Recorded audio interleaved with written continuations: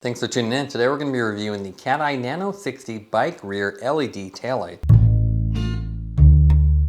The Cateye Nano60 taillight is a smaller, more compact taillight with a cube-like design that is a departure from their more popular rectangular shaped Viz lineup of taillights. With the Nano60, Cateye has optimized space and weight by creating the smaller light with their OptiCube lens technology. In terms of packaging, very simple, eco-friendly design with the minimal plastic use, the taillight fully visible in this little cutout with the cool red light mimicked with the print in the actual cardboard, and then specs printed on the back side. I'll go ahead and open this up. We'll go over the full specs. Retail price on this is only $33, so quite affordable.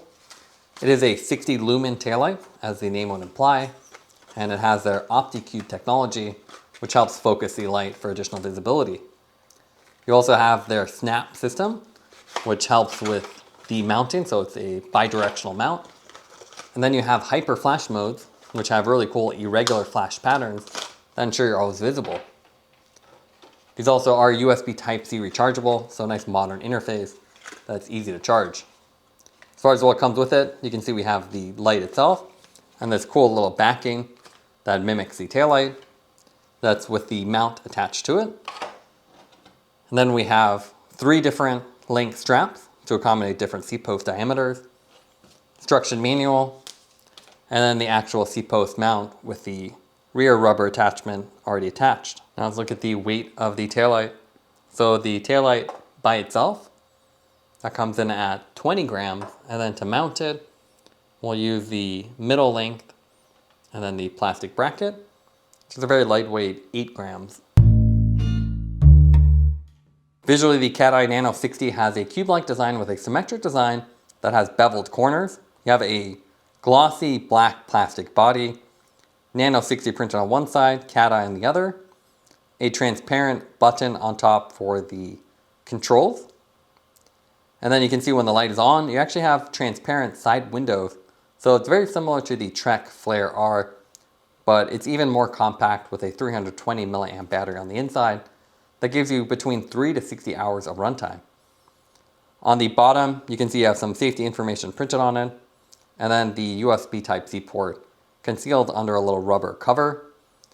The base on here, you can see it's just a protruding square, so it's actually a bi-directional design, so you can mount this horizontally, vertically, upside down. It's fully symmetric, and with the square design, you can put it in however you want in the actual mount. The mount that's included is the seat post mount, and you can see it's just a mount matching tab design. So you just match up the slot, and then you can put this in vertically, sideways, upside down. Really doesn't matter because it's all square. It's a standard strap design, so super lightweight light, so you don't really need a big bulky one. So the simple rubber strap works fairly thin, and they give you 3 different lengths, and with the back of this, you have this little rubber pad, and that actually has a couple cutouts, so it'll handle an arrow seat post, D shape, or round, all in one design. You can see once it's on there too, it's pretty secure, and you have a little button here you pull down to help release it. Otherwise, it'll just be nice and secure, so you can't just pull it out. As far as the lens design, you can see it's a simple design with an outer cover, and then a little focusing beam on the inside, which is part of the OptiCube design. That helps focus the light. You can see a single LED here. Creates a narrow beam that ensures you're visible with some additional side visibility nearby. But then as you get further away, you can see just a nice focused beam that ensures you're visible from longer distances, and they claim up to 1 kilometer away. There are 2 constant modes, a low-high. Holding the button turns it on and off. Single press cycles through them. And then you have the 4 different flash modes: standard flash, group ride, HyperFlash, which gives these really erratic design and quite a bit of range and runtime. So again, from 3 all the way up to 60 hours, depending on the mode. And the nice thing is with that little side window, you do have some decent side visibility. So at nighttime, they will see you even from the corner. Here you can see the 6 output modes. They don't show up great on camera, but you have 2 constant modes, a high mode and a low mode. Low gives you 20-hour runtime with 3 lumen. Then you have the flash modes, a fast flash, which is 10 lumens and 60-hour runtime. Group ride is a pulsing mode with 25-hour runtime. And then the coolest ones are the HyperFlash, so they're more erratic flash. First one's 60 lumen, second one's 20 lumen with longer runtime. And all the runtime is actually pretty good. So you can do all day rides and you don't have to charge this more than once or twice a week, depending on how much you ride. Here you can see some following footage of it. And it looks pretty good, very compact taillight, so it's very small, hides behind your seat post. And it's so lightweight that the simple rubber mount works well. It doesn't have a lot of super features. They don't have brake sensor, you don't have any connectivity. And the side visibility is kind of okay, it's transparent, but not as good as a true side window, so that could definitely be improved. But quite affordable, and you can see it looks good, especially on a road bike or a commuter bike during the day or the night.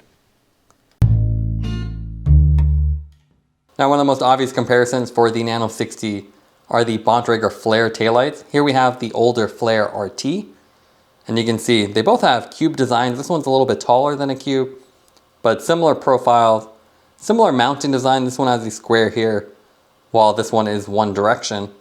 And they both have the transparent windows, which is kind of a cool feature. So you can actually see through the taillight, which is kind of a cool effect. So when it's off, it's kind of hard to tell, but when it's on, you can actually see it just like the Cateye. The Flare is more expensive, so Cateye's definitely made it cheaper, but you don't get all the cool features of the RT model. This one actually has Bluetooth connectivity, which you don't have with the Cateye. So the Cateye is a little bit simpler and a little bit simpler design in the lens too. This one's a little bit more focused, while this one's more diffuse. There also is a newer Flare R, so this is the current generation. They actually added a hood on here, which is a little bit interesting. You don't really need the hood for the taillight. It's nice for the headlight, but you can see with the taillight design, this one's gone all red. More runtime and better indicator of the battery mode. So instead of having to guess with the Cateye, I'll just have the low battery indicator. This one actually has multiple LEDs, which is a really cool feature. Same cutouts, and then a single direction mount. You don't really need the multi-directional, but it is cool to have, but it would have been nicer to have multiple LEDs here to indicate the current battery status instead of just having low battery. This light is really small though, so you can compare it to the other lights. It's quite a bit smaller, so super compact, great for commuting.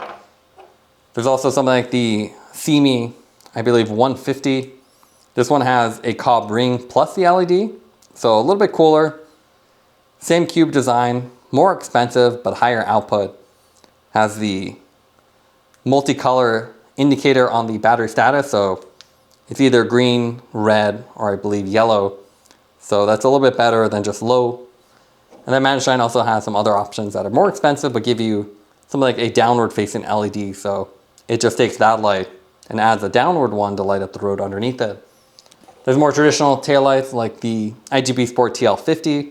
You can see with this kind of cool jewel-like effect and a ring of LEDs that have these fun animations. And similar to this one, it has the kind of low battery indicator instead of a multi-status, but it's flatter compared to this cube. And if you really want more output, there's something like a 500 lumen TR50 from Ravemen. 3 LEDs, more rectangular, but quite a bit bigger and heavier. More expensive, but super bright. So it really depends on what kind of riding you want to do. I think with the Cateye, it's a really good balance of performance and output. So very affordable with a small size. What we like about the Nano60 is that it's very affordable. So you get 60 lumens at around $30, which is a good value. You also have a focus beam with eye-catching output mode, especially with the HyperFlash option. Also, they have a multi-directional mount for more flexibility and easy mounting. The main negative with the light is the fact that it lacks a multi-level battery status indicator. You just have a low indicator, so you don't really know how much battery is left until it's too late. Taking everything into account would give the light an 8.4 out of 10. It's simple and bright taillight that skips all the additional smart features for the simple basics of bright taillight and longer runtime. Thanks for watching this review. Don't forget to like and subscribe. You can see more content from us on our website at thesweetcyclist.com, as well as follow us on Instagram at thesweetcyclist. This is The Sweet Cyclist reminding you to enjoy the ride.